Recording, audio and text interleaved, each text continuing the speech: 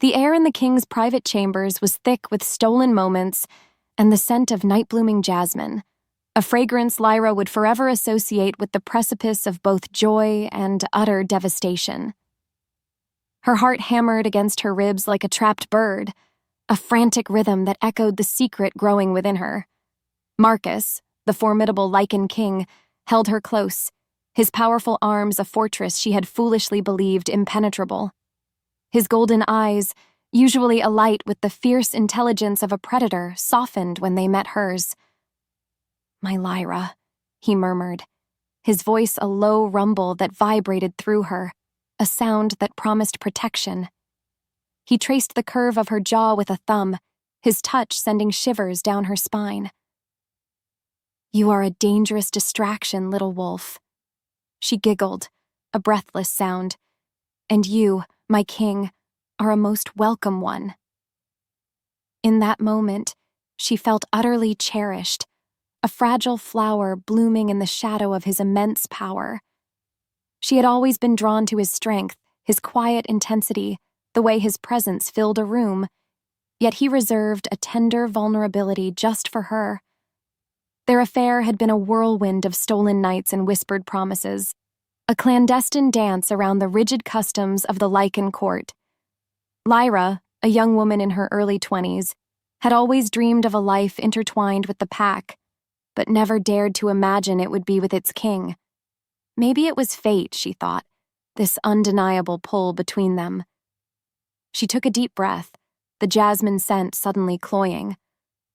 "Marcus," her voice trembled, barely a whisper. "There's something I need to tell you." His brow furrowed, a flicker of concern replacing the tenderness. "What is it, love? You look pale." Her hand, small and trembling, moved to her belly, a gesture that spoke volumes before any words could. "I'm pregnant," she confessed, her eyes wide, searching his for the joy she desperately hoped to see. "We're going to have a child." For a beat later, silence roared, deafening in the intimate space. Marcus's eyes, those magnificent golden pools, widened, then darkened with a complex mix of emotions she couldn't quite decipher. A flash of profound, raw joy sparked there, undeniable and pure, before it was swiftly, brutally eclipsed by something else. Fear. A cold, hard fear that stole the warmth from the room. "A child," he repeated, his voice strained, almost a gasp. He pulled back, his hands dropping from her, as if her touch had suddenly burned him. His gaze fell to her stomach, then darted around the opulent chamber as if searching for unseen listeners. "Lyra, do you understand the implications of this?" Her heart skipped, a painful lurch. "Implications? Marcus, it's a miracle. Our child, a true heir to the Lycan King." She reached for him, her fingers brushing his arm. "We can finally be open about us. We can be a family." Instead, he stepped away, putting a chilling distance between them. His face, usually so composed, was a mask of internal torment. "You don't understand," he muttered, running a hand through his dark hair. "The ancient prophecy. The council. The kingdom is already fragile. A secret heir, born outside of the sanctioned unions. It could shatter everything." Lyra stared, her initial joy curdling into a bitter dread. Shatter everything? What about us? What about our bond? Is our love not enough to overcome some old superstition? Deep down, she knew the truth was far more complicated, but her heart refused to accept it. As the silence stretched, heavy and suffocating, Lyra felt a cold weight settle in her chest. The air thickened with unspoken anxieties, with the crushing weight of a crown she hadn't truly understood. She had seen him as her love, her protector, but now she saw him as a king, burdened by responsibilities far beyond her comprehension. His struggle was palpable, a silent scream of duty warring with desire. What followed was a chilling realization. Her dream, her hope, her very future, now hung precariously on the precipice of his impossible choice. She didn't know what scared her more, the chilling fear in his eyes, or the dawning understanding that his love, however real, might not be enough to save them. The council chamber, usually a place of measured debate and strategic planning, hummed with a low, anxious energy. Marcus sat at the head of the long, polished table, his posture regal, but his jaw was tight, a muscle twitching beneath his skin. Before him, maps of the Lycan lands lay unfurled, marked with ominous crimson splotches indicating the spread of the mysterious blight. The air, usually crisp and clean in the castle, carried a faint, unsettling scent of decay, a constant reminder of the kingdom's slow, agonizing decline. "My king," Elder Theron, his voice raspy with age and concern, gestured to a blighted region on the map. "The blight spreads. Our crops wither. Our pack grows restless. They whisper of a broken pact, an ancient prophecy unfulfilled." More importantly, Elder Theron's eyes, sharp and knowing, flickered to Marcus's face, a silent question in their depths. Marcus felt the weight of their gazes, the unspoken accusation. He knew what they truly suspected, that his clandestine love, his secret affair, was the true cause of the kingdom's suffering. The prophecy spoke of ruin if the sacred bond of a fated mate was rejected, but it was a twisted truth. The council, a shadowy group of powerful, conservative elders, had interpreted it to mean that any unsanctioned union, any deviation from tradition, would bring destruction. They had been subtly manipulating him for months, pushing him towards a politically advantageous marriage to a powerful rival pack, believing it was the only way to appease the ancient spirits and save their lands. "The prophecy is a myth, Elder," Marcus stated, his voice firm though his heart hammered. "Superstition. We need practical solutions, stronger alliances, not old wives' tales." Yet the other council members murmured, their faces grim. Elder Kaelin, a stern woman with eyes like chips of ice, leaned forward. "The people need a queen, Your Majesty. A strong, pure lineage to secure our future. The alliance with the Northern Peaks Pack. Princess Seraphina is a formidable match. Her bloodline is impeccable, her magic untainted." Marcus's hand clenched beneath the table. Seraphina. A name that tasted like ash in his mouth. He knew the pressure was immense.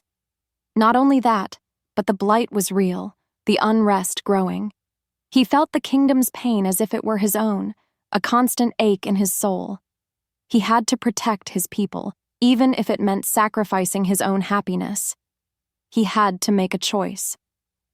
"We will discuss the Northern Peaks Alliance further," Marcus conceded, his voice tight. "But for now, our focus is the blight, and any rumors must be quelled. There is no broken pact." He met Elder Theron's gaze, a silent challenge passing between them. He had to deny Lyra publicly to protect her from the council's wrath and to protect his kingdom from their destructive interpretations of the prophecy. As the wind shifted outside the castle walls, carrying the faint, sickly sweet scent of the blight, Marcus felt a chill seep into his bones. He knew what he had to do. His heart screamed in protest, but his mind, honed by years of leadership, saw no other path. He had to choose his kingdom over his heart. He had to reject Lyra. Later that night, alone in his chambers, the silence was a heavy shroud. He pulled a small, intricately carved wooden wolf from beneath his pillow, its smooth surface worn from countless touches. Lyra had given it to him years ago, a simple token of affection. He traced its delicate features, his thumb lingering on the tiny, etched eyes. He remembered her laughter, the way her hand felt in his, the innocent joy in her eyes when she told him about their child. His chest ached with a pain far deeper than any physical wound.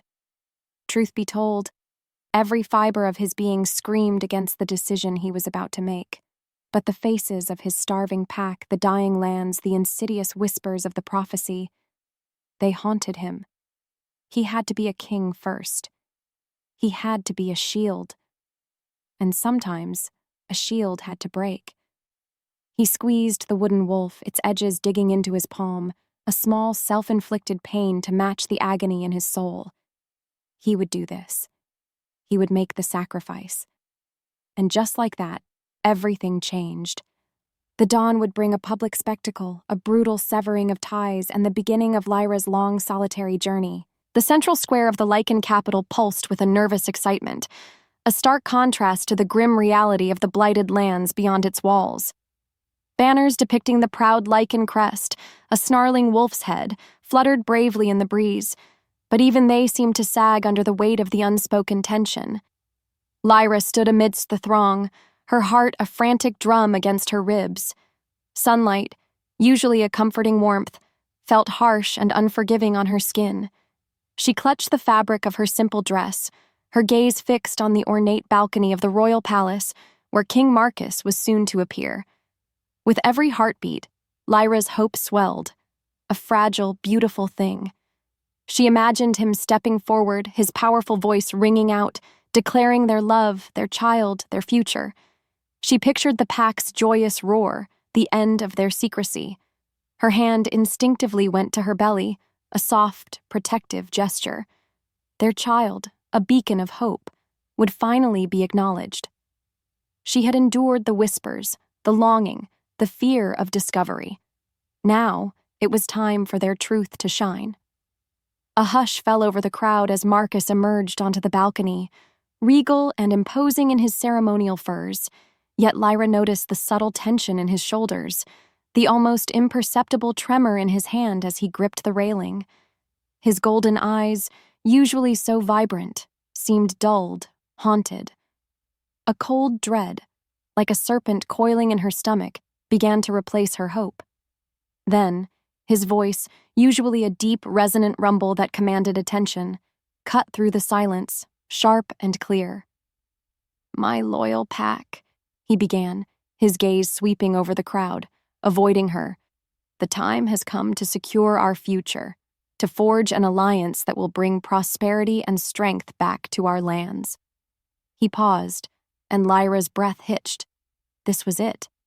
Instead, he turned to a woman standing beside him, a striking figure with sharp features and an aura of cold power, Princess Seraphina of the Northern Peaks. "I announce my betrothal to Princess Seraphina, who will soon be our queen." A gasp rippled through the crowd. Lyra's world tilted. Her heart skipped a beat, then plummeted, a stone sinking into an icy abyss. No, this wasn't right. This wasn't their story. As if pulled by a string, her gaze locked onto Marcus. His eyes, for a fleeting moment, met hers. In that span of a breath, she saw it. A flash of agonizing pain, of profound regret, before his gaze hardened, becoming utterly devoid of warmth. It was a king's mask, impenetrable and cruel. "And as for those who would seek to undermine our traditions," Marcus's voice boomed, now laced with a chilling authority, "those who would deceive and sow discord, Lyra." Her name hung in the air, a death knell. The crowd shifted, eyes turning, searching for her. Lyra felt every single gaze, hot and accusatory, burning into her. Her face flushed with humiliation, her blood turning to ice. "This woman," Marcus continued, his voice devoid of emotion, "has attempted to use her wiles to manipulate the court. She is a deceiver, a threat to our sacred lineage, and she is hereby banished from these lands, forever." Just like that, Lyra's world shattered into a million irreparable pieces. The words were whips, lashing her soul. Deceiver? After everything? The pack's scornful murmurs, their pitying glances, felt like physical blows. She stumbled back, the ground beneath her feet feeling unstable, treacherous.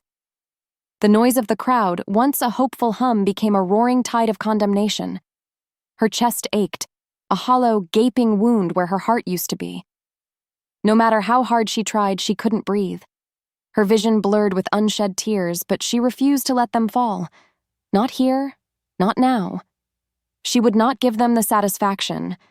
Her hand instinctively went to her belly, a fierce, protective instinct overriding the crushing despair. Her child, her precious secret gift. She would protect them. Without another word, Lyra turned and pushed her way through the stunned crowd, her movements stiff, mechanical. She could feel their eyes on her back, burning holes through her tattered dreams. The scent of fear and betrayal clung to her like a shroud. She didn't know where she was going, only that she had to escape this place, this nightmare. The castle, once a symbol of her dreams, now stood as a monument to her utter destruction. She ran, the sounds of the crowd fading behind her, replaced by the frantic pounding of her own heart. The wilderness awaited, a harsh, unforgiving embrace. But even in her despair, a tiny spark, a nascent ember of defiance began to glow deep within her. The world had rejected her, but it would not break her. Not when she carried a future within her. This was not an ending. It was the beginning. The biting wind was a cruel hand slapping Lyra's face. Every step was a battle, a desperate push against the gnawing hunger and the crushing despair that threatened to swallow her whole. Her feet, raw and bleeding, dragged through the frozen earth. The forest, once a place of wonder, now felt like a vast, indifferent tomb. She shivered, pulling her thin cloak tighter around her, but the cold seeped into her bones, chilling her to the marrow. She couldn't stop, not now, because her child depended on her. This tiny life, nestled safely inside her, was the only reason she kept going. Soon after, the hunger became a dull ache, then a sharp, twisting pain. Her vision blurred, the trees swaying like drunken giants. She hadn't eaten anything substantial in days. Her body, already strained by pregnancy, screamed for rest, for warmth, for food. But there was no rest, no warmth, no food. Only the endless, unforgiving wilderness. She pushed through the biting wind, through the gnawing hunger, through the crushing despair, because to stop meant death for both of them. She knew that truth deep down in her aching soul. She stumbled, falling to her knees by a half-frozen stream, the icy water biting at her exposed skin. Her breath hitched, ragged and shallow. Tears, frozen before they could fall, stung her eyes. Was this it? Was this how her story ended? Alone, abandoned, with her child still unborn? A whimper escaped her lips, a sound of utter defeat. She closed her eyes, the world spinning, ready to give in to the darkness. But then, a low growl ripped through the silence, sharp and guttural. Her eyes snapped open. Standing over her, teeth bared, was a massive, gaunt wolf, its eyes glowing with predatory hunger. Its fur was matted, its ribs showing, a creature as desperate as she was. Terror, cold and sharp, stole her breath. She couldn't move. Her body, heavy and weak, refused to obey. This was it. The end. Instead, as the wolf lunged, a strange, warm energy pulsed through Lyra's veins, clear as day. It wasn't a thought, not a decision, but an instinct, primal and fierce. Her hand, without thinking, shot out towards the snarling beast. A wave of shimmering, unseen force erupted from her, a blinding flash of light that seemed to crackle in the frigid air. The wolf, mid-leap, yelped, a sound of pure shock and pain, and was thrown backward, landing with a surprised thud. It scrambled to its feet, whimpering, and then, to Lyra's utter astonishment, turned tail and bolted, disappearing into the shadows of the trees. Lyra stared, her heart still pounding, but now with a different rhythm, a mix of terror and bewildered awe. What was that? Where did that come from? She felt it. A tingling sensation, like 1,000 tiny sparks dancing under her skin. It was terrifying, yet it felt right. It felt like a part of her, because it pulsed with her own heartbeat. She didn't understand it, but she knew, with a certainty that settled deep in her bones, that it had saved her. And because it had saved her, it could save her child. This strange, new power was a mystery, an open loop in her desperate journey, but it was also her only hope. The air in the small, rocky alcove felt heavy, charged with an unseen energy Lyra now recognized as her own. After the wolf encounter, she had stumbled into this hidden cave, seeking refuge from the relentless cold. She huddled in the deepest part, clutching her belly, the memory of the strange power still buzzing in her fingertips. She didn't know what scared her more, the wild animals or the wild magic now stirring within her. As the silence stretched, Lyra began to experiment, timidly at first. She focused, trying to recall the feeling, the surge. She imagined warmth, and a faint, golden glow pulsed from her hands, chasing away the bone-deep chill. She thought of water, and a trickle of clear, sweet liquid began to seep from a crack in the rock wall, because her power seemed to answer her unspoken needs. It was bewildering, yet exhilarating. This was no ordinary magic. It felt ancient, raw, intrinsically linked to the very essence of the forest, to the primal pulse of life itself. In fact, the more she focused, the more she realized this power wasn't just hers. It felt connected to the very core of what a Lycan was. It hummed with the same wild energy she'd felt from Marcus, but purer, untamed. It was like she was tapping into the very heartbeat of the werewolf world, a hidden wellspring of power that had lain dormant within her. Maybe it was fate, she mused, that this power awakened only after her sacred bond was shattered, as if the universe itself was compensating for the profound injustice. One evening, a faint whimper from outside the cave startled her. A small, injured deer, its leg caught in a hunter's snare, lay struggling in the snow. Pity, sharp and immediate, pierced through Lyra's fear. She hesitated, her instincts screaming at her to stay hidden, to conserve her strength. But then, she thought of her own helplessness, her own pain, and a fierce resolve hardened her features. She couldn't just watch it suffer. Without thinking, Lyra crawled out of the cave, the cold biting at her again. She approached the deer slowly, cautiously. Its eyes, wide and terrified, watched her. She extended her hand, a soft green light beginning to emanate from her palm. She focused, channeling the strange, ancient power, willing it to heal. The light intensified, wrapping around the deer's injured leg. A low hum filled the air, and Lyra felt a strange connection, a merging of her energy with the creature's pain. What followed was a miracle. The snare snapped, not from force, but as if it simply dissolved. The deer's leg, moments ago twisted and broken, visibly straightened, the wounds closing, the fur smoothing over. It stood, tested its weight, and then, with a grateful nudge against Lyra's hand, bounded away into the trees, leaving only faint tracks in the snow. Lyra stared at her hands, trembling, not from cold, but from the sheer magnitude of what she had done. This power, it was terrifying, yet it felt like a part of her because it pulsed with her own heartbeat. She knew she had to understand it, to control it, to master it. Not just for survival, but for something more, for justice, for her child. This was her new reality, a path forged in betrayal and powered by ancient magic. She would learn to wield it, because her child's life depended on it. The cave became her sanctuary, a womb within the earth. The days blurred into weeks, then months, marked only by the growing curve of her belly and the increasing strength of the life within. Lyra continued to practice her power, carefully, meticulously. She learned to draw warmth from the stone, to coax berries from barren bushes, to create a faint, protective shimmer around her small haven. Her body remembered him, Marcus, the way he held her, the way he whispered her name. But now, that memory was a bitter fuel, hardening her resolve. Eventually, the day came.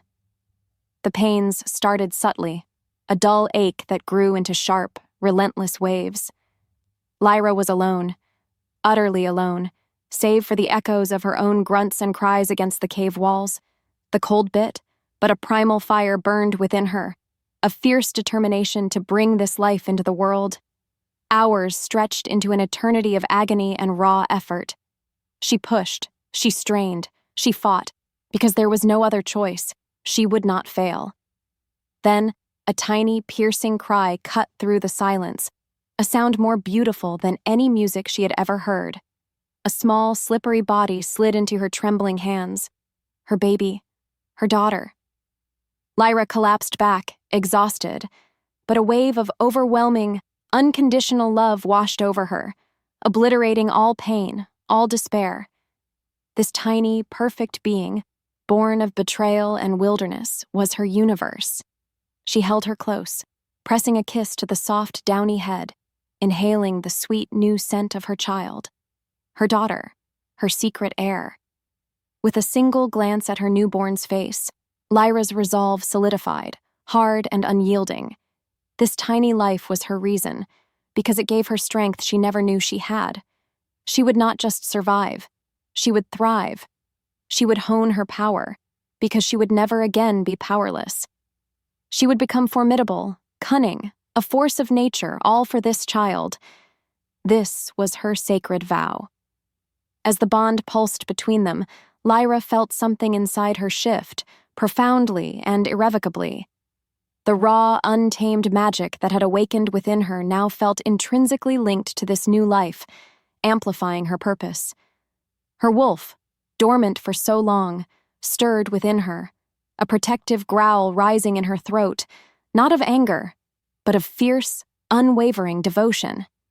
She would learn, she would fight, she would survive for this child. This was her new destiny, forged in fire and tempered by love. Years later, the cave was no longer just a refuge. It was a home, a training ground. Lyra, now visibly stronger, her movements fluid and purposeful, practiced manipulating raw energy, her ancient power humming around her. Her daughter, a bright-eyed child of 5, with Lyra's fierce spirit and eyes that held a hint of Marcus's golden hue, played near the entrance, unknowingly radiating a faint, unique energy of her own. The open loop of Lyra's power was slowly closing, becoming a weapon, a shield, and a promise. The world had banished her, but it had also given her a gift, a power and a purpose far greater than she had ever imagined. The hidden sanctuary was a tapestry of green and gold, woven deep within the ancient whispering forest. Sunlight dappled through the canopy, painting shifting patterns on the moss-covered ground. It was a place Lyra had carved out of the wilderness with her own 2 hands and, more importantly, with the burgeoning power that now hummed beneath her skin. A small, sturdy shelter, crafted from fallen branches and reinforced with subtle, unseen energy, stood nestled amongst towering oaks. The air here was clean, vibrant, a stark contrast to the sickly scent of blight that now clung to the wind from the kingdom. Meanwhile, her daughter, Lyra, a whirlwind of boundless energy and innocent joy, chased butterflies near a babbling brook. Lyra, now 5 years old, had Lyra's fierce spirit and a hint of Marcus's golden eyes, eyes that sometimes seemed to glow with an inner light Lyra recognized.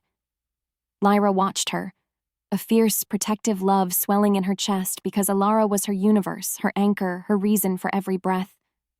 Lyra stood in a small clearing, her movements fluid and purposeful, a stark transformation from the terrified, heartbroken woman who had fled the capital years ago. She closed her eyes, focusing inward, drawing on the ancient power that felt like a second heartbeat. She willed a fallen branch to rise, and it did, hovering inches above the ground, shimmering with a faint silvery aura. She directed the energy, twisting it, shaping it, feeling the raw force obey her command. She had spent years mastering this gift, experimenting with its limits and applications. She could heal blighted patches of earth, causing vibrant green shoots to burst forth. She could subtly influence the wind, making it whisper secrets or carry scents. She could weave protective wards around their small home, unseen barriers that shimmered with primal strength. Not only that, but Lyra also practiced her physical prowess. She moved through the trees like a shadow, silent and swift, her senses sharpened, her body honed by constant training. She was no longer just a woman. She was a hunter, a protector, a survivor. Her initial goal had been simple: to master her abilities completely and create a safe, stable, and truly independent life for her child. And she was disciplined, watchful, and fiercely protective, driven by a quiet, burning resolve. As her wolf stirred within her, a low, contented rumble, Lyra felt an undeniable connection to the very essence of this forest, to the primal pulse of life itself. This place, this power, this child, they were her new reality. This scene powerfully demonstrated Lyra's growth and mastery of her unique abilities. It fully established the child's existence and their potential, adding another profound layer of stakes and motivation for Lyra's eventual return. Soon after, Ilara, giggling, ran up to Lyra, clutching something small and dark in her hand. "Look, Mama, I found a pretty rock." Lyra knelt, her gaze softening as she took the object. It wasn't a rock. It was a small, intricately carved wooden wolf, identical to the one she had given Marcus so long ago. Its edges were worn, its features softened by time, but the Lycan King's crest was unmistakable on its back. Her breath caught. A wave of old pain, sharp and unexpected, washed over her, because this tiny artifact was a tangible link to a past she had tried to bury. Ilara, sensing her mother's shift in mood, tilted her head, her golden eyes wide and curious, a faint, almost imperceptible shimmer around them. Lyra looked from the crest to Ilara's innocent face, then back to the symbol of the kingdom that had cast her out. Old wounds, still tender, stirred, but with them came a new, simmering resolve. This was not just about survival anymore. It was about justice. The edge of the Lycan kingdom felt like a wound, raw and festering. The trees here were skeletal, their branches brittle, stripped bare by the mysterious blight. The air hung heavy with a sickly, sweet odor of decay, a stark contrast to the vibrant life of Lyra's hidden sanctuary. Lyra moved like a ghost through the dying forest, her senses heightened, her every instinct screaming caution. She had left Ilara safely hidden, their protective wards shimmering around her, but a knot of anxiety tightened in Lyra's stomach with every step away from her child. Despite that, she had to know. She had to see the extent of the damage, to understand the enemy that had driven Marcus to his cruel betrayal. Her goal was clear: to gather crucial information about the kingdom's deteriorating state. She was cautious, intensely observant, and felt a complex mix of grim satisfaction at Marcus's suffering and a lingering, painful ache for what was lost. She found a vantage point atop a gnarled, blighted oak, its branches offering meager cover. Below, a small, desperate group of pack members huddled around a meager fire, their faces gaunt, their eyes haunted. Their fur, usually sleek and vibrant, was dull, patchy, a reflection of the land's sickness. They whispered, their voices hoarse with despair. "The blight takes more each day," a young female whined, pulling her threadbare cloak tighter. "Our pups, and they grow weak." What's worse, an older male, his voice a gravelly rumble, added, "And the king? He does nothing. He hides in his castle. They say his new queen brings no blessing, only more misery." Lyra's jaw tightened. Marcus. His name, even in their despairing whispers, sent a jolt through her. She heard the frustration, the fear, the growing resentment in their voices. They didn't know the full truth, the manipulation that had driven Marcus's choice, but their suffering was real, tangible. The blight was merciless, not just on the land, but on the pack's spirit. As the silence stretched, Lyra listened, her heart aching with a complex mix of emotions. She felt the familiar sting of her own past pain, the humiliation of her banishment. But now, seeing the widespread suffering, the fear in the eyes of these innocent pack members, something else stirred within her. A nascent, uncomfortable empathy. This wasn't just Marcus's problem. This was her people. The consequences of the broken bond extended far beyond her personal heartbreak. Soon after, a sudden cough, harsh and rattling, broke the hushed conversation.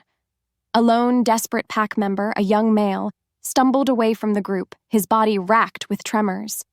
He collapsed just meters from Lyra's hidden vantage point, his breath coming in ragged gasps. His eyes, wide and unfocused, stared up at the blighted sky, filled with a silent plea. He was ravaged by the blight, his skin pale, his fur thinning. He was dying. Lyra froze. Her instincts screamed at her to remain hidden, to preserve her anonymity. But the sight of his suffering, so raw and immediate, pierced through her carefully constructed walls of detachment. He was an innocent, a victim of a war he didn't understand. A flicker of unexpected empathy, sharp and undeniable, sparked within her. This man, like her, was a casualty of the true antagonist's machinations.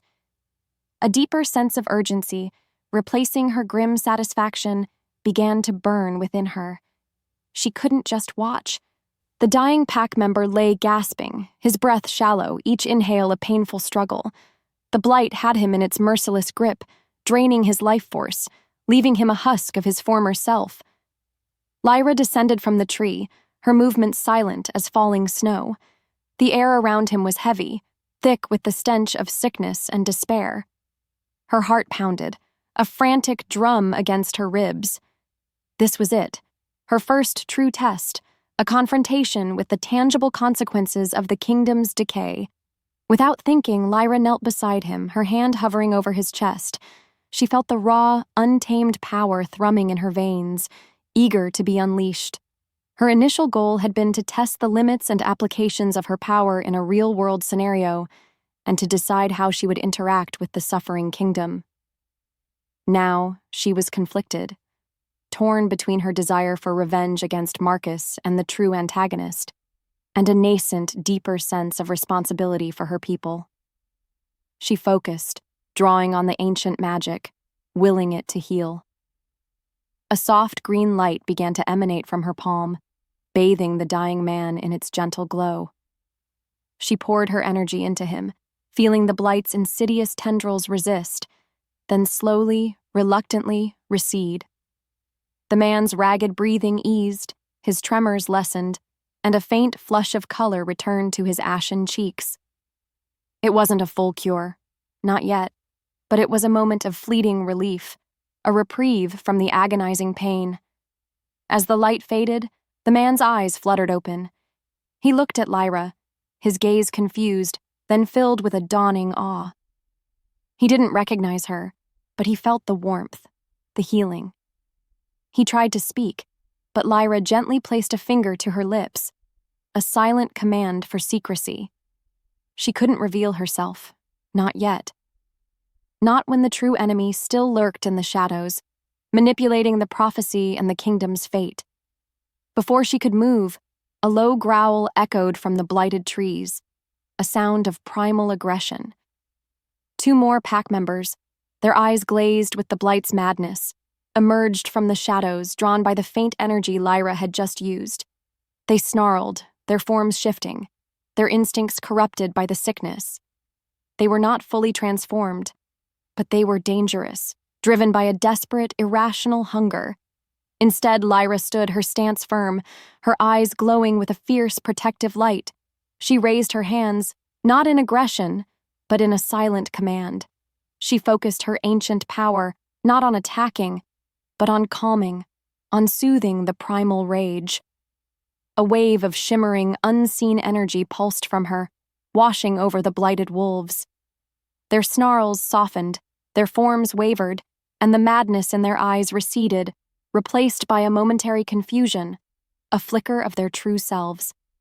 They hesitated, then turned, shambling back into the shadows, leaving Lyra and the recovering man alone. Lyra watched them go, her heart heavy. This scene had forced her to confront the raw reality of the blight and the widespread suffering it caused, challenging her desire for revenge with a burgeoning sense of compassion. It had also served as a powerful demonstration of her growing control and the unique nature of her power. She had saved a life, offered a moment of peace, without revealing her identity. As Lyra returned to Alara, her decision now solidified, clear as the mountain spring. She would return to the kingdom, not just for personal vengeance against Marcus, but for answers, for justice against the true antagonist, and ultimately, to secure her child's future in a healed world. Her journey had begun with heartbreak, but it would end with purpose. The Lycan capital, once a vibrant heart of the kingdom, now felt like a dying beast. Its grand stone walls, once gleaming, were stained with a creeping, dark moss, like a disease. The air, usually filled with the bustling sounds of pack life, was eerily quiet, broken only by the mournful whisper of the wind through blighted trees. Lyra moved like a shadow, her senses stretched taut, every nerve alert. She had left Alara hidden in a small, enchanted hollow just outside the city, a place she had warded with her strongest magic because her daughter's safety was paramount. As the wind shifted, carrying the sickly sweet scent of decay, Lyra approached the city's lesser-used northern gate. It was less guarded, more susceptible to the blight, a testament to the kingdom's weakening defenses. She wore a simple, hooded cloak, its drab color helping her blend into the encroaching gloom. Her goal was clear: to gain entry unseen, to assess the true extent of the blight from within, and to find answers about the insidious force behind it. She was cautious, determined, and felt a complex mix of apprehension and grim satisfaction at witnessing the decay firsthand. But then, a low growl cut through the silence. Two pack guards, their faces gaunt and their eyes wary, emerged from the shadows near the gate. They weren't fully blighted, but their movements were sluggish, their usual sharp instincts dulled. They carried crude, blunted spears, a sign of the kingdom's dwindling resources. One sniffed the air, his nose twitching. "Something's not right," he muttered, his voice raspy. A strange scent, like wild magic. Lyra froze, melting deeper into the shadows of a crumbling wall. Her heart pounded, a frantic drum against her ribs. She didn't want to engage. Not yet. Not when her identity was still her most powerful secret. She focused her ancient power not on attack but on subtle misdirection. She willed a sudden gust of wind to whip up dust and dead leaves, creating a momentary distraction. At the same time, she projected a faint, confusing shimmer around herself, making her form seem to waver like heat haze on a summer road. In that moment, the guards blinked, rubbing their eyes. "Just the wind," the other grumbled, though his eyes still darted nervously. They were suspicious, but not fully alert because the blight had weakened their senses. Lyra seized the opportunity, slipping past them like smoke, her footsteps silent as a falling feather. She was inside. The city felt like a ghost town, empty streets stretching out like skeletal fingers. Not only that, but the air inside was even heavier, thick with the stench of sickness. Houses stood empty, their windows like vacant eyes. She could hear the faint, desperate whimpers of sick pups from behind closed doors, a sound that twisted her gut. This scene established the immediate difficulty and danger of her return, showcasing her strategic thinking and growing confidence in her abilities in a hostile environment. Soon after, Lyra found herself on a rooftop overlooking the castle courtyard, a place that once held so much promise and so much pain. From this hidden vantage point, she saw him. Marcus. He stood alone in the courtyard, his shoulders slumped, his head bowed. He looked haggard, isolated, a king burdened by unseen weights. His powerful frame seemed diminished, his golden eyes, even from this distance, visibly haunted by unseen burdens and the crumbling state of his kingdom. He was a shadow of the fierce, confident leader she had once loved. A cold ache, sharp and familiar, pierced Lyra's heart, because seeing him like this, broken and alone, was a stark reminder of the devastating consequences of his choice. The castle study was a tomb of regret. Bookshelves lined the walls filled with ancient tomes and scrolls, but Marcus saw none of them.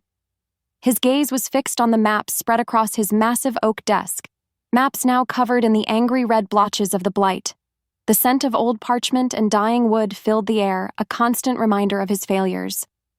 He ran a hand through his dark hair, his fingers tangling in the strands, his mind a whirlwind of guilt and despair. Meanwhile, Lyra, hidden in the shadows of a grand tapestry, watched him, her heart a tangled knot of emotions.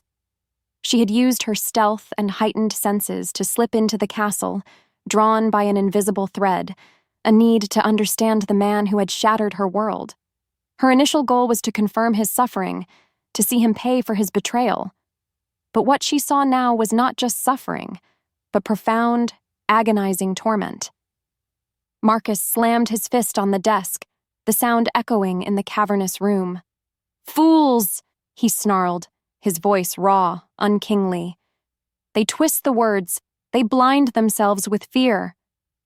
He picked up an ancient scroll, its brittle edges crumbling in his hand. The prophecy. It spoke of ruin if the fated bond was broken, not of unsanctioned heirs, not of political alliances. His voice cracked, a sound of pure anguish. He paced, a caged wolf, his words a desperate confession to the empty room. "They told me, the council, they said the blight was a sign that my love for you, Lyra, was an abomination, that only a sanctioned union, a pure bloodline, could appease the spirits and save the kingdom. They threatened my people, my lineage, everything I swore to protect." He stopped, his back to Lyra, his shoulders shaking. "I had to choose. My kingdom. Or my heart." Lyra's breath hitched.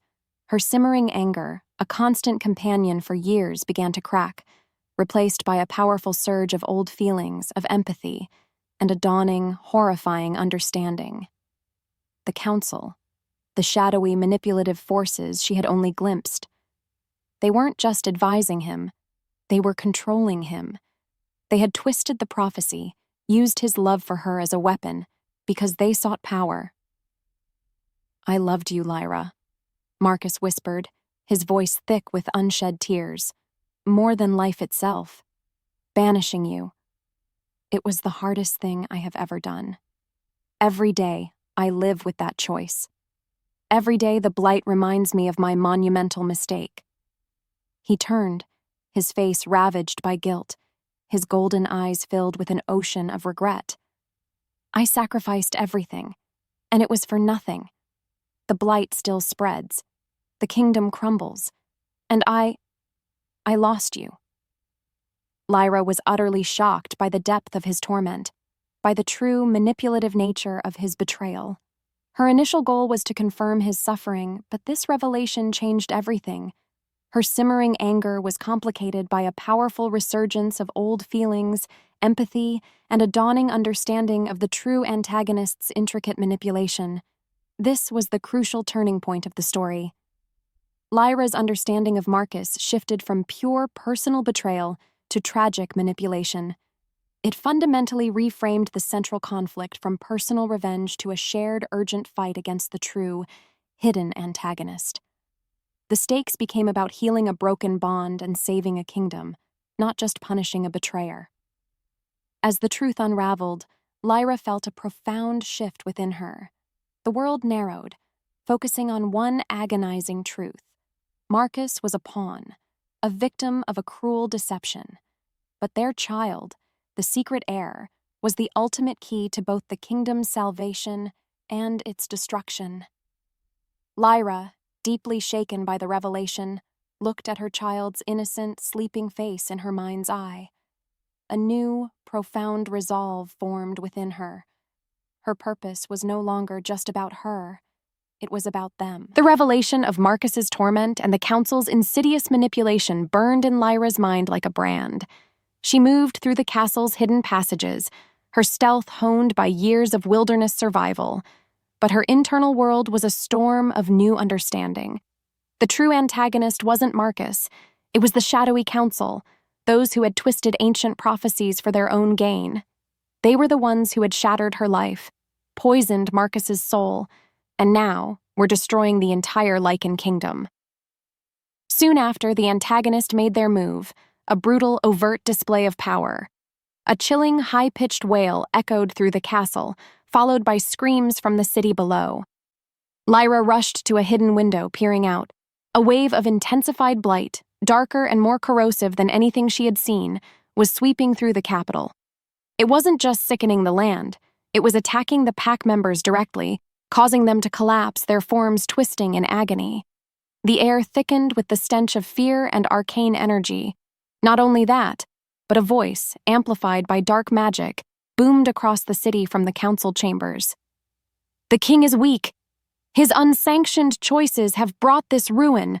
Only through our ancient ways, through the pure bloodline, can the kingdom be saved." It was Elder Kalen's voice, cold, and authoritative, twisting the truth, turning the pack's fear into hatred for Marcus. This was a public fabrication designed to turn the remaining loyal pack members against him, exploiting old fears and prejudices. Lyra's heart raced, a furious drum against her ribs. This was no longer just about Marcus's suffering. This was a full-scale assault, a cynical power grab that threatened every living being in the kingdom, including her child. Lyra, now fully understanding the depth of their malice, realized they were the true, insidious enemy. Her goal shifted dramatically from confronting Marcus for personal betrayal to actively exposing and ultimately defeating the true antagonist for the sake of the kingdom and her child's future.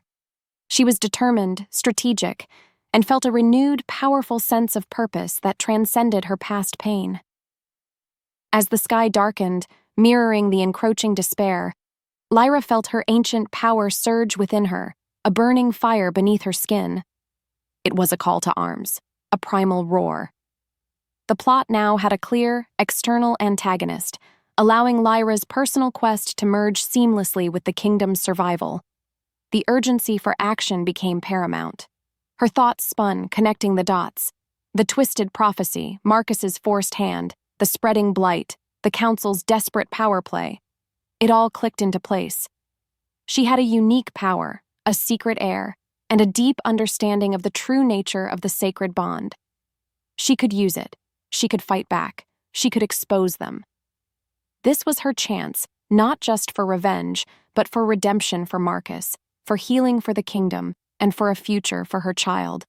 Lyra, her mind racing, began to formulate a daring plan, leveraging her unique ancient power and her secret knowledge of the child's existence to directly counter the antagonist's escalating threat. The game was on. The stench of decay clung to the air like a shroud. Thick and cloying, even here, deep within the blighted forest outside the capital. Lyra knelt, her fingers brushing the sickly, blackened bark of an ancient oak, its life force slowly being choked out by the pervasive blight. Her heart thrummed with a new, fierce resolve, a fire ignited by Marcus's confession and the council's blatant manipulation. She knew now that her true enemy wasn't the man she had loved, but the insidious forces that had twisted his hand and poisoned his kingdom. As the wind shifted, Lyra closed her eyes, focusing inward. She felt the ancient power surge within her, a vibrant counterforce to the blight's oppressive darkness. It pulsed with the pure essence of the Lycan world, a deep connection that the council, in their arrogance, had tried to suppress. Her goal was clear: to weaken the antagonist's hold and force them into the open.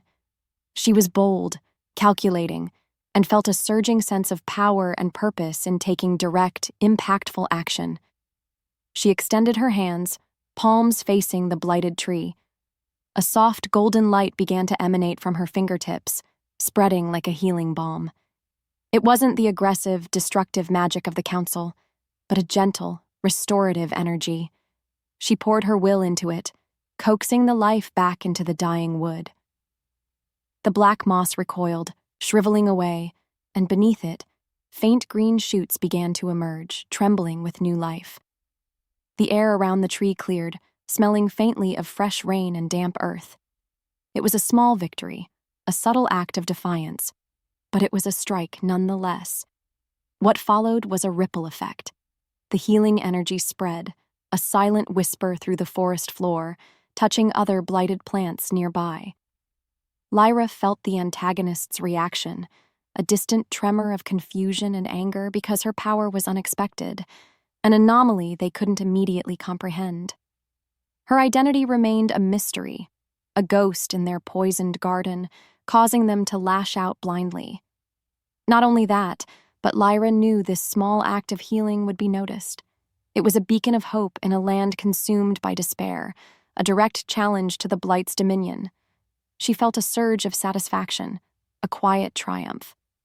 This scene marked Lyra's active entry into the direct conflict against the true enemy, showcasing her strategic thinking and the growing sophistication of her power. Soon after, far away in the castle, Marcus felt it. A faint tremor, a whisper of pure, untainted energy, like a distant melody in the cacophony of the blight. It was familiar, yet impossible. He had felt it once before, years ago, when Lyra had been by his side. His heart skipped a beat. Could it be? Could she truly be alive? He dismissed his guards, his mind racing. He had to know. He had to find out. This mysterious healing or disruption, this impossible energy signature, caused him to send out discreet scouts because he couldn't ignore the flicker of hope it ignited within him. The game was on. The blighted castle gardens, once a riot of color and fragrance, were now a desolate expanse of withered shrubs and skeletal trees. The air hung heavy with the scent of decay, a constant reminder of the kingdom's slow, agonizing death. Marcus stood amidst the ruin, his shoulders slumped, his face etched with a profound weariness that went bone deep. He had dismissed his guards, drawn by an inexplicable pull, a whisper of hope in the desolate silence. Then, a shadow detached itself from the gloom beneath a dying rose arbor. Lyra emerged, her cloak pulled low, but her eyes, fierce and unyielding, met his. Marcus gasped, a raw sound torn from his throat. "Lyra?" His voice was a disbelpering whisper, laced with disbelief and agonizing hope. He reached out, then hesitated, his hand trembling. It's really you." As the silence stretched, Lyra felt a complex mix of emotions. Her heart ached with old wounds, the betrayal still a raw sting. But seeing him like this, so broken, so haunted, a flicker of something akin to pity stirred within her. Her goal was to gauge Marcus's reaction, begin to sow doubt about his advisors, and assess his willingness to fight the true enemy. She was defiant, powerful, but still carried deep emotional scars from his betrayal. "Yes, Marcus," she said, her voice low, steady, a world of pain and power contained within it. "It's me. The deceiver you banished." The word hung between them, a barbed hook. He flinched, his eyes darkening with immediate, profound regret. "Lyra, I never wanted to—" "Save your apologies," she cut him off, her voice sharp. "I saw you. I heard you. I know about the twisted prophecy, about the council's manipulations." She stepped closer, her gaze unwavering, forcing him to meet her eyes. "This blight, Marcus, it's not a curse for an unsanctioned heir. It's the consequence of a broken sacred bond, our bond, and the council. They twisted the truth to gain power." He stared at her, his golden eyes wide with shock and dawning horror. You know?" He ran a hand through his hair, his mind racing. "But how? And this power, that healing I felt, that was you?" "Yes," she affirmed, a faint green light pulsing from her fingertips, a soft, undeniable display of her ancient power. "It's real, and it's intrinsically linked to the primal essence of our kind. A gift, not a curse." She watched him, assessing. Was he truly willing to see the truth, to fight against the forces that had manipulated him? She did not yet reveal the existence of their child. This was their first direct face-to-face confrontation after years of separation. It forced Marcus to confront his past actions, and Lyra to control her raw emotions. It set the crucial stage for future cooperation or continued conflict between them. Before either could speak, a chilling, high-pitched shriek tore through the air. The ground trembled, a wave of intensified blight, darker and more corrosive than anything Lyra had seen, swept through the castle gardens, targeting the very heart of the kingdom's magical nexus, the ancient moonstone altar, a source of Lycan power. The antagonist agents, having finally detected Lyra's presence and Marcus's wavering loyalty, launched a more direct, devastating attack on a vital part of the kingdom, forcing Lyra and Marcus into an uneasy, immediate alliance to defend it. There was no time for explanations, no time for lingering pain, only action. The moonstone altar, usually glowing with a soft, ethereal light, now pulsed with a sickly, corrupted energy. Dark tendrils of blight, like grasping claws, snaked across its ancient surface, threatening to extinguish its power forever. The air crackled with malevolent magic, thick with the antagonist's dark intent. Lyra and Marcus stood side by side, their bodies tense, their eyes locked on the encroaching darkness. The attack was swift, merciless, and utterly overwhelming. Without warning, shadowy figures, cloaked and faceless, emerged from the blighted trees, their movements unnaturally swift. They were the antagonist's agents, perhaps corrupted pack members or dark mages, their eyes burning with a cold, ruthless zeal. They moved with a chilling coordination, clearly aiming to destroy the altar and, with it, the last vestiges of the kingdom's true power. Lyra's immediate goal was to protect her child and survive the overwhelming attack, forcing a desperate, temporary alliance with Marcus. She was desperate, furious, and utterly exposed emotionally. "Protect the altar!" Marcus roared, his voice regaining its kingly authority, even as his face was etched with grim determination. He shifted, his body rippling, his golden eyes blazing as he prepared to unleash his Lycan form. As if summoned, Lyra moved with him, her ancient power surging to meet his. She raised her hands, and a shimmering protective barrier, woven from pure primal energy, erupted around the altar, deflecting the first wave of dark magic. Marcus, now fully shifted into his massive, powerful wolf form, lunged, a blur of fur and fury, tearing into the shadowy figures. His growls ripped through the air, primal and terrifying. Lyra fought beside him, a dance of raw power and desperate defense.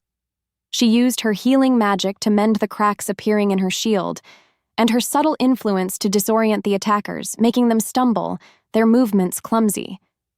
Their combined powers, though initially uncoordinated and fueled by lingering tension, proved surprisingly formidable. They were a force, a true pair, even in this desperate, chaotic battle. But then, a small, terrified cry pierced the din of battle. Lyra's blood ran cold. Alara, her daughter, who had, against all her warnings, secretly followed her, drawn by the raw power of the battle, now stood exposed near the edge of the fray, her small face pale with fear. A shadowy figure, unnoticed in the chaos, lunged towards the child, a dark blade glinting in its hand. Her world tilted. Time seemed to slow. Lyra screamed, a primal sound of pure terror and maternal fury. She couldn't reach her. Not in time. Marcus, distracted by a flurry of attackers, hadn't seen. In that moment, Lyra's heart skipped. A beat later, she acted on instinct. "Marcus!" she shrieked, her voice tearing through the chaos. "Our daughter! Our child!" Marcus, mid-pounce, froze. His head snapped towards Alara, his golden wolf eyes widening in profound shock and dawning horror. "Daughter?" The word echoed in his mind, impossible yet undeniably real as he saw the child, so small, so vulnerable, so like Lyra, in the path of the blade. His powerful wolf form surged, driven by a new, overwhelming instinct, paternal protection. He moved with impossible speed, a blur of black fur, intercepting the attacker just inches from Alara. He tore into the shadowy figure, a guttural growl of pure rage ripping from his throat. The revelation of the child was the ultimate point of no return, irrevocably binding Lyra and Marcus. It fundamentally changed their dynamic from ex-lovers to co-parents and co-defenders of their shared heir and their crumbling kingdom, making the stakes intensely personal for both. Marcus, reeling from the profound shock of the child's existence and their shared blood, looked at Lyra, his wolf eyes filled with overwhelming awe, profound regret, and a dawning, agonizing understanding of the true devastating cost of his past actions. The battle raged, but for a moment, only the silent roar of their shattered past and their undeniable future filled the space between them. The air in the castle courtyard, moments after Alara's existence was revealed, was thick with a new, terrifying energy. It wasn't just the lingering scent of battle, it was the cold, calculating malice of the antagonist. Lyra, still reeling from the shock of Marcus's reaction to Alara, felt a primal shiver run down her spine. The true enemy had been waiting, watching, and now, they struck with brutal precision. Without warning, the ground beneath them convulsed, a deep, guttural groan tearing through the earth. The last remaining patches of green in the courtyard, fragile symbols of hope, withered and blackened in an instant, consumed by an amplified, virulent blight. It spread like a wildfire, consuming everything in its path because the antagonist was pouring all their dark power into this final, devastating blow. The very stones of the castle seemed to weep, crumbling into dust. What followed was a chilling display of manipulation. From the highest tower, Elder Kaelin's voice, amplified by dark magic, boomed across the entire capital, echoing through the blighted streets. "Behold!" she shrieked, her voice laced with venom. "The king's deceit, his banished whore returns, bearing a child of unsanctioned blood. This is the true source of our ruin. The prophecy foretold it. The sacred bond broken, the bloodline tainted." As the silence roared, a collective gasp rose from the few remaining loyal pack members, quickly turning into shouts of fear and betrayal. They looked at Marcus, then at Lyra, then at Alara, their faces contorted with confusion and dawning hatred. The antagonist, through Elder Kaelin, was twisting the truth, fabricating a narrative that turned the pack against their own king and the innocent child, exploiting their deepest fears and prejudices. Lyra's goal was to protect her child and Marcus from this overwhelming force, but she was utterly overwhelmed by the antagonist's power and cunning. She was shocked, frustrated, and felt the crushing weight of impending, inevitable failure. "No!" Marcus roared, shifting fully into his magnificent wolf form, his golden eyes blazing with fury and despair. "She speaks lies. Lyra is my fated mate. This child is our heir." But his words were lost in the rising tide of fear and anger, drowned out by the antagonist's insidious magic. Instead, dark, shadowy figures, the antagonist's agents, materialized from the swirling blight, their numbers seemingly endless. They were not just attacking the land. They were attacking the very spirit of the pack, sowing discord and chaos. Lyra tried to erect a stronger shield, but the sheer force of the blight, amplified by the pack's collective fear and the antagonist's dark magic, was too much. Her power flickered, strained to its limits. Because of that, the antagonist gained a significant, seemingly insurmountable upper hand, demonstrating their formidable power and undermining all of Lyra and Marcus's efforts, driving them to the brink. Lyra felt a cold dread seep into her bones. They were losing. Everything they had fought for, everything they had rediscovered, was slipping away. As the sky darkened, Marcus, devastated by the escalating chaos and the pack's turning against him, retreated into himself, his wolf form slumping, his golden eyes dull with despair. His face was etched with profound guilt, his despair consuming him entirely. He had sacrificed Lyra once, and now, it seemed, he had sacrificed his kingdom too. They fled Lyra, Marcus, now in human form, his face pale and drawn, and Alara deeper into the blighted, dying forest. The sounds of the capital, the shouts of the pack, the triumphant cackles of Elder Kaelin faded behind them, replaced by the chilling silence of utter defeat. Their initial attempts to rally support had failed spectacularly. The pack, blinded by fear and the antagonist's lies, had turned on them. Lyra clutched Alara close, the child's small body trembling against hers. Still, the cold seeped into Lyra's bones, a physical manifestation of her despair. She looked at Marcus, walking beside her like a ghost, his shoulders slumped, his gaze fixed on the blighted ground.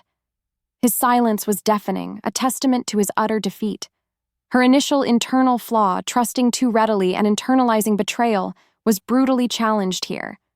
She saw the catastrophic consequences of Marcus's actions, even if he had been manipulated. Could she truly forgive him for the pain he had caused, for the years of exile, for the shattering of her dreams? Was her ancient power, this gift that had saved her, truly enough to fix this broken world? No matter how hard she tried, hope felt like a distant, fading ember. They had lost their home, their people, their future. Lyra's goal was to find a way forward, but she was consumed by profound doubt, paralyzing fear for her child's safety, and the crushing weight of the kingdom's impending doom. This was Lyra's absolute lowest point. She grappled with her deepest internal demons, forcing her to make a crucial choice between clinging to past pain and embracing a path of true healing, forgiveness, and transformative leadership. They found a small, hidden hollow, a place Lyra had once considered a temporary refuge. Now, it felt like a prison. Marcus sank to the ground, burying his face in his hands, his powerful frame racked with silent sobs. He was broken, and seeing him so utterly defeated, a new agonizing pain twisted in Lyra's gut. It wasn't just her pain anymore, it was his, and the kingdom's, all intertwined. As the silence stretched, Alara, sensing their profound despair, stirred in Lyra's arms. The child reached out a small hand, her fingers brushing Lyra's cheek. A small, unexplained spark of light, like a tiny star, pulsed in Alara's palm, radiating a fragile warmth that chased away a sliver of the oppressive cold. It was a faint, unique energy, a glimmer of her own nascent power, a fragile glimmer of hope in the overwhelming darkness. Lyra stared at it, bewildered, then at Alara's innocent, trusting face. Her daughter, the secret heir, was a beacon in their darkest hour. The small spark of light from Alara's hand, though fleeting, had pierced the suffocating despair. It was a reminder that even in the deepest darkness, life found a way. Lyra held her daughter tighter, then looked at Marcus, who still sat hunched, his shoulders shaking with silent grief. The air was heavy with unspoken words, with years of pain and misunderstanding. In the quiet that followed, Lyra knew she had to push him, to force him to face the truth, not just for her, but for him, for their child, for the kingdom. "Marcus," she said, her voice soft but firm, "tell me, everything. No more lies, no more secrets. The full truth of the prophecy. Why you did what you did." He flinched, then slowly raised his head, his golden eyes red-rimmed and filled with an unbearable anguish. He looked at Alara, then back at Lyra, a profound vulnerability etched on his face. "The prophecy," he began, his voice hoarse. "It spoke of a blight, a weakening of the pack if the true sacred bond was broken. The council, they twisted it. They said it was my bond with you, Lyra, an unsanctioned bond that would bring ruin. They said only a union with a pure bloodline, a politically powerful one, could save us." He took a ragged breath, the words tearing from him like a confession. "They showed me visions, of the kingdom consumed, of our people dying, of pure chaos. They said if I didn't reject you, if I didn't take Seraphina as my queen, they would ensure the prophecy came true. They would use their dark magic to amplify the blight, to destroy us all. I believed them.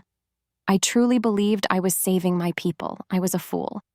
As the truth unraveled, Marcus's voice trembled, raw with self-loathing. "I loved you, Lyra. I swear it. Every day since I banished you, I have lived in hell. Every blighted tree, every starving pup. It was a reminder of my monumental mistake.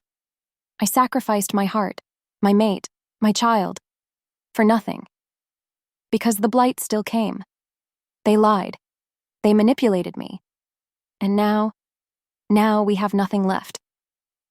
He reached out, his hand hovering, then gently touched Lyra's cheek, his touch feather-light. "Can you ever forgive me? For what I did? For what I lost?" Lyra stared at him, her heart aching, not just for her own pain, but for his. She saw the raw vulnerability, the profound self-loathing, the true extent of their shared burden. His words were a torrent of agony, a testament to the impossible choices he was forced to make. A flicker of genuine forgiveness, warm and tender, ignited within her. She had hated him, yes, but now, seeing his brokenness, she understood.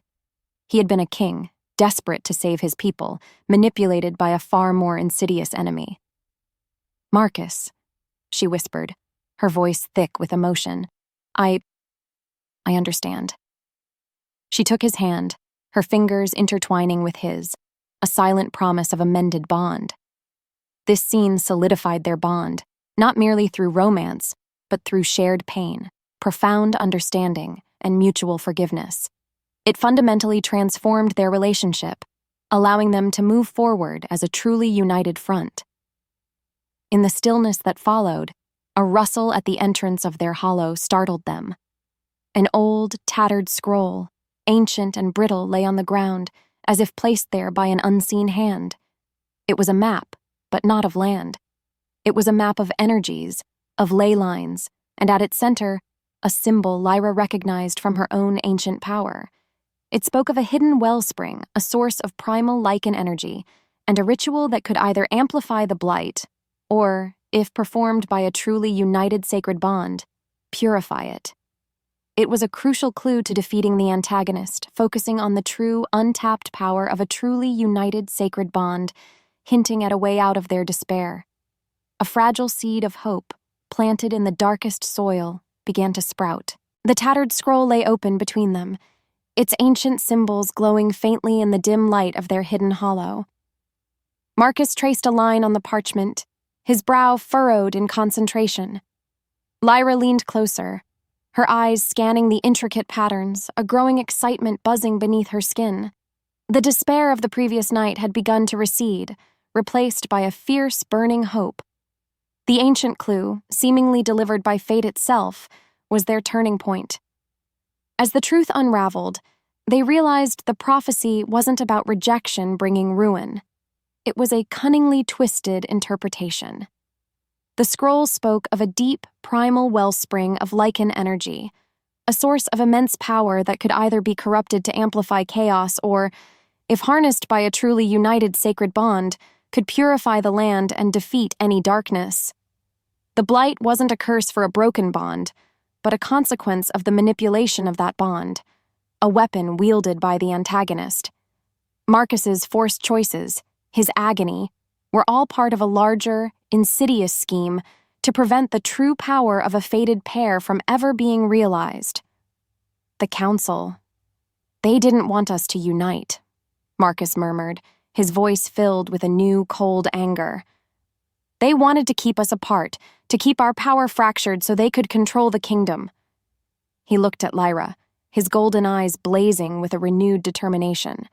This ritual, it requires both of us, our combined essence, our bond, truly mended.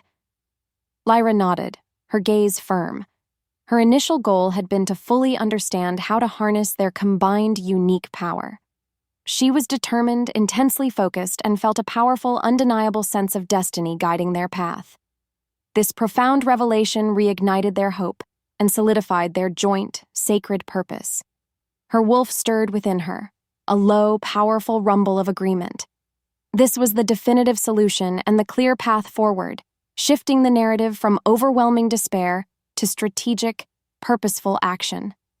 Soon after, Alara, sensing the shift in their parents' mood, crawled into Lyra's lap, her small hand reaching for Marcus's. Her touch, innocent and pure, seemed to solidify the connection between them, a living embodiment of the bond they were fighting to restore. Marcus gently stroked Alara's hair, a soft, tender gesture that spoke volumes of his newfound acceptance and love for his daughter. With newfound clarity, they began to formulate a daring plan. It was risky, dangerous, but it was their only chance. They would use the scroll to locate the hidden wellspring of power, confront the antagonist at their source, and perform the ritual to purify the blight and restore their kingdom. This was their fight, together. The chill of the blighted forest still clung to them, but within their hidden hollow a new warmth began to spread, the warmth of shared purpose. Lyra and Marcus, their faces grim but resolute, stood before their few remaining loyalists. It was a small, fractured group, an elderly, wise she-wolf named Anya, whose eyes had seen too much suffering, a young, fierce warrior named Kale, whose loyalty to Marcus was unwavering despite the kingdom's fall, and a handful of desperate, weary pack members, their spirits nearly broken by the blight. As the silence stretched, Lyra knew this was her moment to truly lead. She had to convince them, to ignite a spark of hope in their despairing hearts. Her goal was to unite the fractured pack and execute their perilous plan. She was confident, authoritative, and fully embraced her role as a formidable leader, no longer defined by her past rejection. "My people," Lyra began, her voice clear and strong, resonating with a power that surprised even herself. "I am Lyra, the one banished, the one you were told was a deceiver." She paused, letting the words hang in the air. "But the truth is far darker. I was manipulated, and so was your king." Marcus stepped forward, standing shoulder to shoulder with her, a silent testament to their unity. "The Council," he stated, his voice now ringing with authority. "They twisted the ancient prophecy. They are the true enemy. They sought to fracture our sacred bonds, to control our power, and they used the blight as their weapon." He gestured to the ancient scroll. "This scroll reveals the truth. It shows us how to purify the blight, how to restore our kingdom. But it requires a united front. It requires faith." Not only that, but Lyra then revealed her ancient power, a soft, green light pulsing from her hands as she gently healed a blighted leaf she held. The loyalists gasped, their eyes wide with awe and a dawning understanding. "This power," she explained, "it is intrinsically linked to the pure essence of our kind. It can heal. It can protect. And with Marcus, with our combined strength, it can defeat the blight." Anya, the elder she-wolf, stepped forward, her gaze piercing. "And the child?" she asked, her voice soft, but her eyes sharp. "The one they called tainted?" Lyra drew Alara forward, the child clutching her hand, her golden eyes wide and innocent. "This is our daughter, Alara," Lyra announced, her voice filled with fierce pride. "The true heir, her blood, our blood, represents the purest form of our sacred bond. She is the living proof that the prophecy was twisted, that our bond is not a curse, but a blessing." Because of that, a ripple of murmurs, then gasps, spread through the small group. Kale, the young warrior, dropped to one knee. "My king, my queen," he said, his voice thick with emotion. "We will follow you, to the end." This scene powerfully showcased Lyra's complete transformation into a capable, respected leader. It solidified the united front against the antagonist, demonstrating the power of their mended bond. Soon after, with renewed hope, they formulated their precise, high-stakes plan. They would use the scroll to find the hidden wellspring of power, the antagonist's true stronghold. Lyra and Marcus with Alara would lead the charge, their combined power the key. The others would create diversions, drawing away the antagonist's corrupted forces. The tension was palpable, but so was the resolve. They were preparing for the end, a final, desperate gamble for their future. The journey to the antagonist's stronghold was a march through a nightmare. The blight intensified with every step, the air growing heavy with its oppressive weight, the trees around them twisted into grotesque skeletal forms. Lyra walked beside Marcus, their hands clasped, a silent promise passing between them. Alara, nestled safely in a specially woven sling on Lyra's back, was a constant reminder of their ultimate purpose. Their small group of loyalists followed, their faces grim but determined. As the wind shifted, carrying the faint, sickly sweet scent of decay, Marcus pointed ahead. "Their stronghold," he murmured, his voice low. "The ancient temple. They've corrupted it, twisted its power for their own dark magic. The temple, once a beacon of light and worship, now loomed in the distance, a dark, foreboding silhouette against the bruised sky. Without warning, shadowy figures, the antagonist's corrupted agents, lunged from the blighted undergrowth. They were gaunt, their eyes burning with a cold, malevolent light. They snarled, their forms shifting, their movements jerky and unnatural. This was no ordinary skirmish. It was a test, a series of cunning traps designed to break their spirit before they even reached the stronghold. Lyra's goal was to reach the antagonist's lair and finally end their destructive reign. She was resolute, intensely focused, and felt the immense weight of the kingdom's fate resting on her shoulders. Instead, Lyra and Marcus moved as one, a seamless dance of power and instinct. Lyra unleashed bursts of pure, primal energy, disorienting the attackers, making them stumble and recoil. Marcus, shifting into his wolf form, tore through their ranks, his growls echoing through the blighted trees, a terrifying symphony of righteous fury. Their combined strength was formidable, a testament to their mended bond. Even Ilara from Lyra's back seemed to hum with a faint, protective energy, subtly amplifying Lyra's power, sensing dangers before they appeared.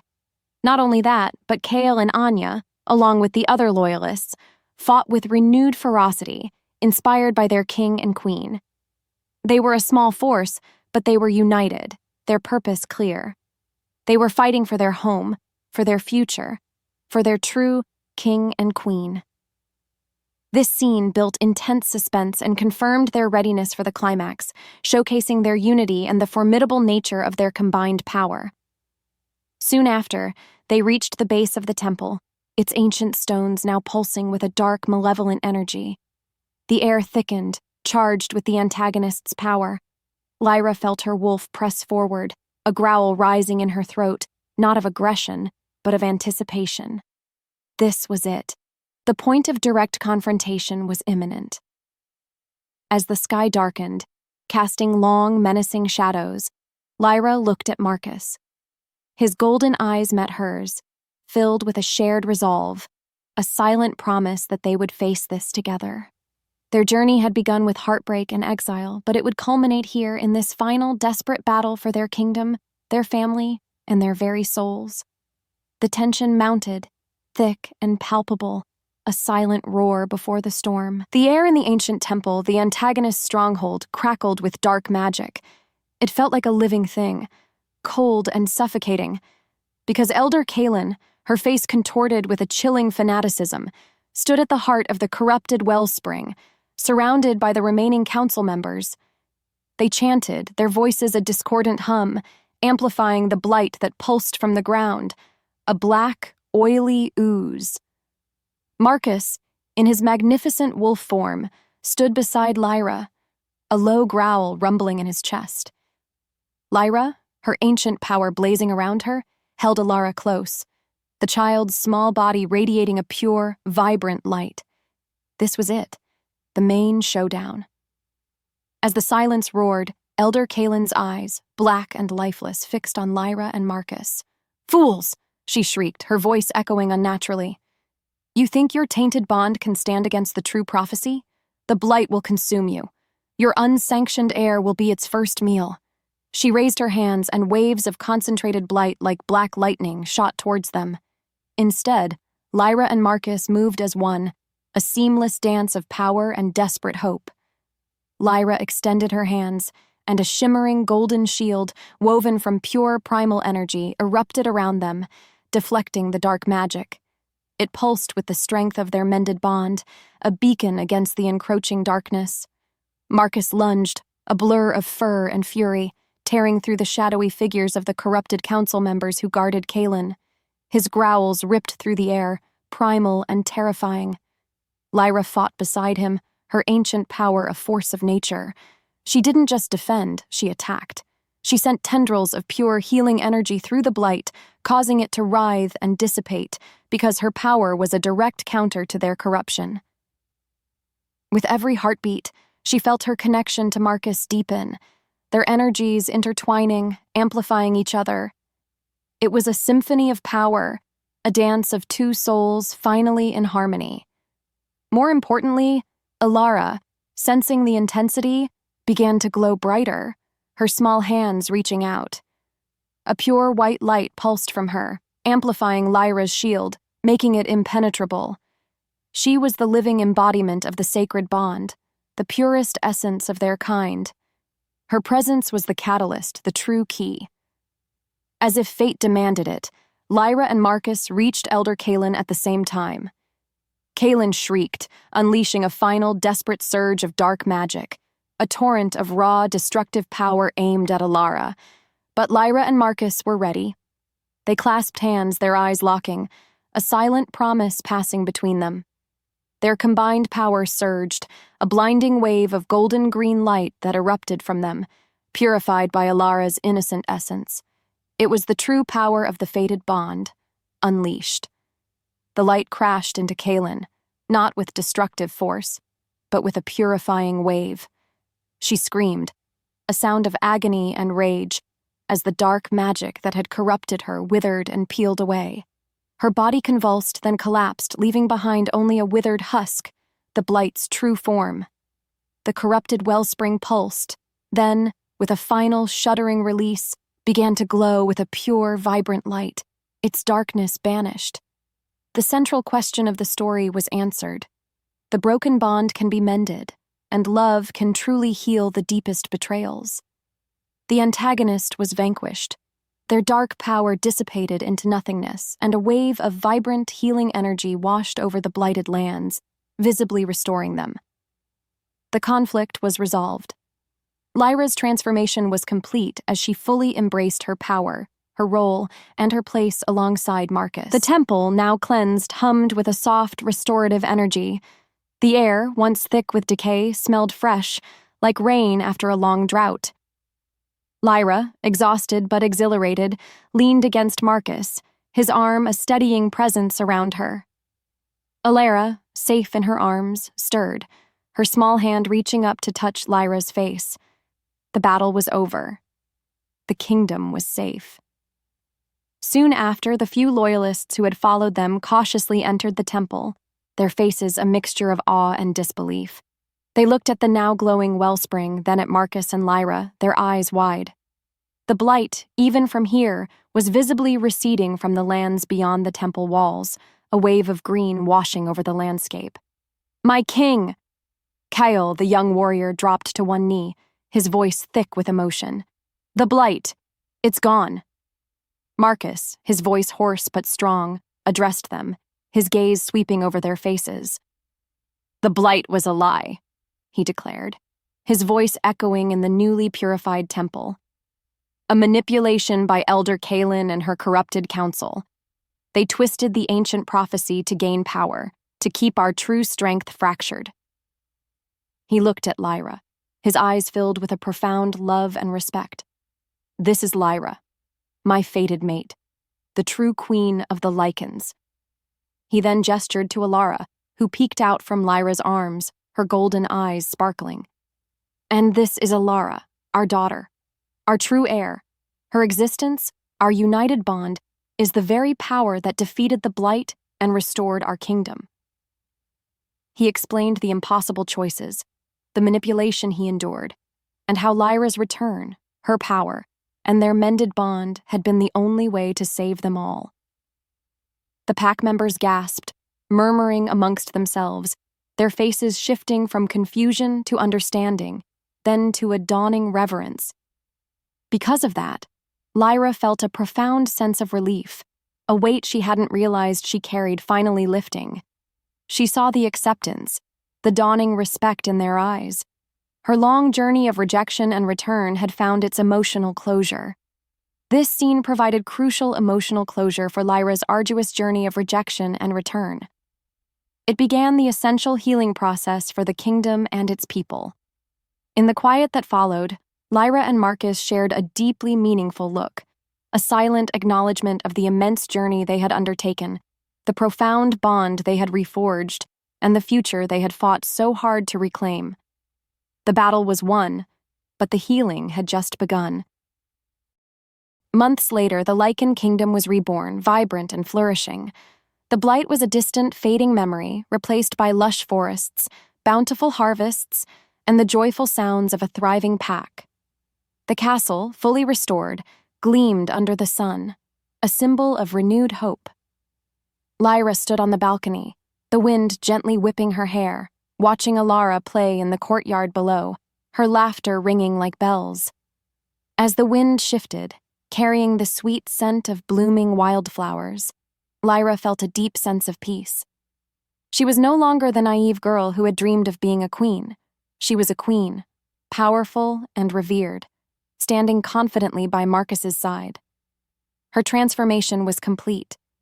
She had embraced her ancient power, not just as a weapon, but as a tool for healing and leadership. Her initial internal flaw of trusting too easily had been replaced by a balanced wisdom and an unwavering inner strength, fully realized. Marcus joined her, his arm encircling her waist, pulling her close. "Our kingdom," he murmured, his voice filled with pride and gratitude, stronger than ever. Not only that, but Lyra, now openly acknowledged and cherished by the entire pack, embodied the bright future. Her small, unique power, a gentle hum of pure Lycan essence, was nurtured and celebrated. She was a living testament to the strength of their united lineage, a symbol that true power came from love and acceptance, not fear and manipulation. "Our family," Lyra corrected softly, leaning into his embrace. She looked at him, her heart overflowing. The pain of his past betrayal had faded, replaced by a profound understanding and an unbreakable bond forged in shared struggle and forgiveness. Their love, once clandestine and broken, was now the very foundation of their kingdom.